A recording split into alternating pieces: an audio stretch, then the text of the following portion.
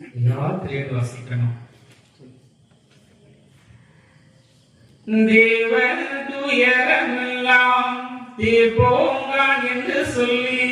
மேவல்கள் போற்றும் விசையவை உண்டராசம்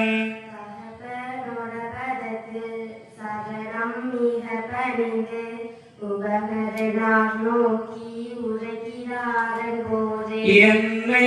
இடையேற்றி ரட்சிக்கும் பெருமானே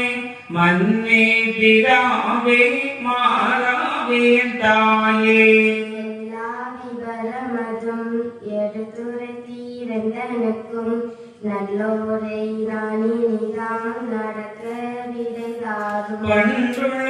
ஆலமம் போல் பாவண்ண பெற்றிடும் கொண்டர் வெச்சனே கொள்வாத பள்ளியன ஆதியகம்படியே அனுப்பிவையும் அம்புவியல் சோதி மணியே சுவாமி என தொழுதார் உடனே மகனை உவந்து முகத்தொடனைக்கும் கடலின் சிறப்பை கண்டாயோ என்று சொல்லி மகனே உன்னை விட்டு மறுவூறு வாழ்வேனோ நகமும் சதையும் போல் நான் வருவேனும் கூட எத்தனை கோடி இயல் தர்மம் செய்து உமை பெற்றெடுத்தே உன் கூட பிறகு வருவேனப்பான் ஒருவர்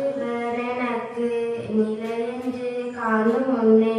தாயில்லா பிள்ளையை போல் தட்டிழிந்தேன் என் மகனே மகனே உரை கண்டு மனச்சடவில் நாட்டுகின்றேன் சுகமே போய் வாவனவே சொல்லி அனுப்புகிறோம் கூட நானும் ஓடி வருவேனப்பா என்